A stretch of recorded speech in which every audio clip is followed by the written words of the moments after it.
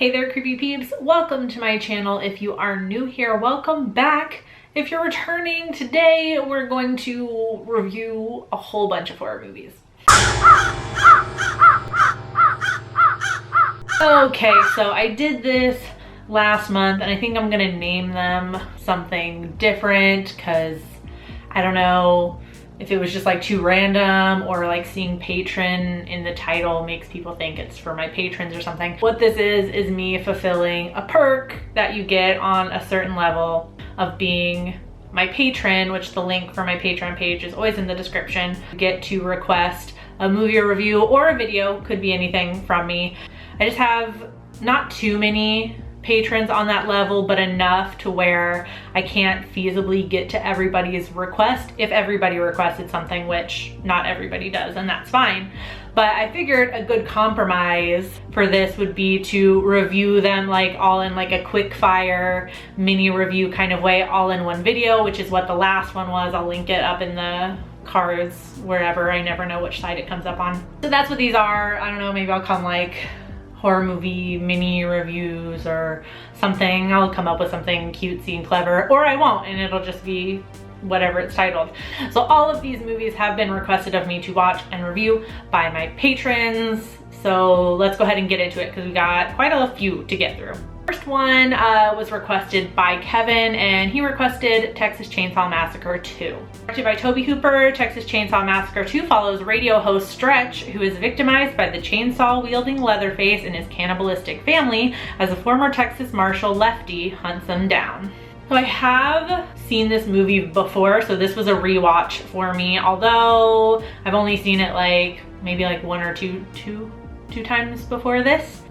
And while I haven't made a dedicated video reviewing this, I did talk about this movie along with every other movie in the Texas Chainsaw Massacre franchise with Gory B Movie on an older episode of Ghouls Night Out, so I'll link that in the cards as well. Highly recommend it. We go through every single Texas Chainsaw Massacre movie and some spooky stuff happens. We take a little break and play Truth or Dare, and I had to do Bloody Mary, and then the stream ends scarily and morbidly enough with the news breaking that Tobe Hooper died. So it was a very interesting stream. Anyways, the movie though is all right. I'm not the biggest fan of the shift in tone in this one as opposed to the first one. I know that it's meant to be like satire slash like black comedy or whatever, and I read somewhere, I don't know how true this is, somebody I'm sure will correct me in the comments, Tobe Hooper said that he was disappointed that audiences didn't pick up on the black humor that was running through the first one, and that's partly, I don't know if it's 100% the reason, or it's partly the reason why the sequel is the way that it is. Regardless of that, I'm just not a fan of it. If there's black humor in the first one, which there are some parts that are comedic, I guess, like it's more subtle and I like it better that way. It does get a slightly higher rating from me though because the actors really lean into the cheesiness of it, and so they sell it really well. I had only seen Texas Chainsaw Massacre 2 and not any other one in the franchise or the first one or anything. I think I would like it a little bit better, but after seeing the first one, I'm just not quite a fan of the tone of this, so I give it a 3 out of 5. Next, I'm gonna talk about Perfect Blue, which was requested of me by Miko, who also has a YouTube channel, Muddy Cult Madhouse, so I'll link that in the description if you wanna check out her channel. Directed by Satoshi Kon, Perfect Blue follows a recently retired pop singer, now turned actress, who is being stalked by an obsessed fan and haunted seemingly by a ghost version of her past self. Wow. This movie is a roller coaster ride if I ever saw one. It's like one of those perfect storm movies that like, it allows you to interpret it in many different ways, but as you're trying to figure the movie out, it pulls the rug out from underneath you multiple times. Almost to the point where it's frustrating, but you like it. Like you can't figure out the movie and it's enjoyable. They somehow strike that just like perfect note of it, of an enjoyable frustration. I don't know how they do it, but it's awesome. Beautifully animated, hauntingly written. It is pretty dark and disturbing at points, so I don't know that it's a movie that I'm going to, you know, pop in the DVD player and watch it many times. I'm not ever not gonna watch it again. I'm not ever not gonna watch it again. Was that right? I definitely plan on watching it again, but it's not gonna be, you know, something like Scream where I watch that like once a month. But I still enjoyed it. It was a great film, 4 out of 5 from me. Next request comes from Scuba Steve, and he asked that I watch Tales from the Darkside, the movie. Directed by John Harrison, Tales from the Darkside is a horror anthology built around a boy who reads scary stories to a witch who plans on serving him at her dinner party. Love the setup for this anthology, very 1001 Nights, like a fairy tale storybook sort of feeling. And I don't know, like surprisingly, I love horror anthologies, but I've never seen a single episode of the TV series Tales from the Darkside, so I was a little bit surprised at how much I like this, and it makes me want to watch the show for sure.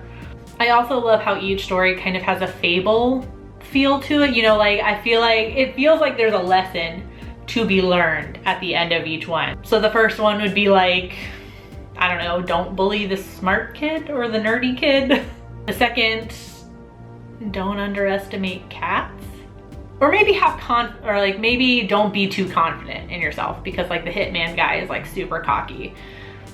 The third would be trust is key in any relationship. Speaking of the third, it was my favorite segment out of the whole film. It had a very like Romeo and Juliet kind of feeling to it, like, you know how like the dude messes everything up.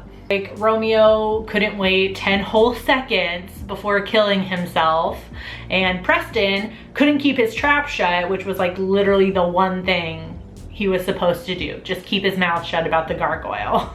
So it's like a very like romantic story for a horror anthology, but it has such like a tragic ending, and it's so frustrating because all he had to do was just not talk about the gargoyle. Oh, and the wraparound totally has a lesson too. Don't let little children read you stories, just eat them. This one gets a 4 out of 5 from me. Then Macabrella requested I watch The Company of Wolves. Directed by Neil Jordan, The Company of Wolves begins with a teenage girl who falls asleep in her country manor and dreams of wolves in a village deep in the woods. So this movie was adapted from a short story of the same name by writer Angela Carter. It was featured in Carter's collection of short stories from 1979 called The Bloody Chamber. And boy, does this have a fairy tale feeling to it as well. Our protagonist, Rosaline, even dons a red cloak with a hood at one point in the movie, like very Red Riding Hood, but there's more to it. It's not just Red Riding Hood story. But I loved the anthology feel of this movie. It's not a straightforward anthology. It's basically a whole bunch of little short stories being told within a dream within a movie. Like Inception could never. It's an interesting, very stylized, coming of age, loss of innocence sort of story with beautiful set design. Seriously. This one gets a 4 out of 5 from me also. Basically everyone was on a roll with these requests until Ben, who requested I watch The Box. Directed by Richard Kelly, The Box follows a couple who are approached by a strange man who offers them a wooden box with a button. Should they press the button, someone they don't know will die, but they win $1 million. I wanted to like this movie, I really did. I honestly thought it was gonna be all about like the moral dilemma of should I press the button? You know, how desperate am I for that $1 million that I'll let somebody die, even if it's somebody I don't know. I was not expecting the whole like conspiracy theory, supernatural-esque, like at one point James Marsden like travels through like these water portal things. Like it was just like, they made it too complicated. It was too convoluted when I feel like the heart of the story was like simple enough and scary enough. I think it was a episode of The Twilight Zone, and it's also based on a short story written by Richard Matheson, who, if that sounds familiar, he also wrote I Am Legend. A short story called Button Button, which I'll actually link it in the description because, and when I say short story, it is quite a short story. It was an easy read.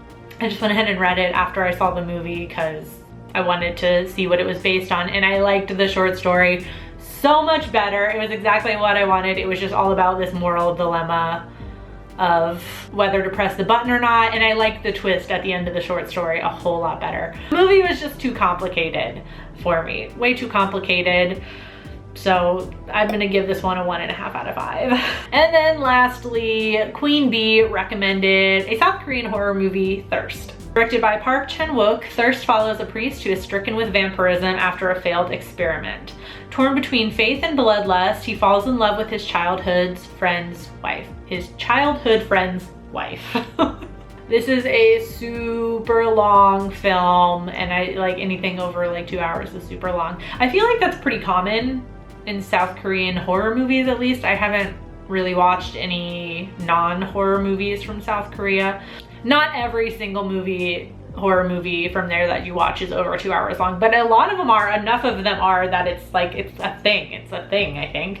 But you feel it at times. Like, there are times where the movie just really seems to be chugging along, and other times where it's like you feel every second of the film. So it just, I don't know, it's a bit weird feeling. Overall, it feels long. But I did love the take on vampirism, especially because our protagonist, Sang-hyung, is a priest. So there's like an added moral dilemma in the movie of, you know, because he is a priest, so he's fighting with bloodlust, and it's kind of just about him like really just falling from grace completely, because then he, you know, is supposed to be celibate, and then he falls for his friend's wife, and that starts a whole thing. I won't explain the whole movie because, you know, it's a long movie. If you want to put your time and effort into watching it, you should not know every little bit about it, so I won't talk about the ending. But I did like the ending. Very romantic. I'll just say very romantic. That's how I'll describe it. Doesn't give anything away. Kind of like Perfect Blue. I thought it was like an awesomely put together movie, but it's not something that I'm going to put in and watch all the time. This definitely will not be the last time I watch it, but it's not going to be one that I'm gonna sit through all the time. So but I do, like I said, appreciate the quirky take on a vampire tale, so I'm gonna give this one a 3 out of 5. So those were my horror movie mini reviews. If you've seen any of those movies, let me know in the comment section down below what you thought about them. If you want to request your own movie for me to review, guaranteed, you can check out my Patreon page. The link is in the description. I already said that. I do hope you enjoyed this video. If you did, please give it a thumbs up. Subscribe if you're new here. Become a Creepy Peep today. I post videos Monday, Wednesday, and Friday, and you can ring that notification bell down there to be notified every time I post a video, even though it don't always work. Thank you so much for watching, and until next time, stay strange. Bye! This video is brought to you by all these lovely creepy patron peeps that you see listed on the left-hand side of the screen. If you want to find out the perks to being a creepy patron peep, you can follow that link that is in the description of this video. No pressure, but it's there if you want to check it out. Thanks for watching. Bye!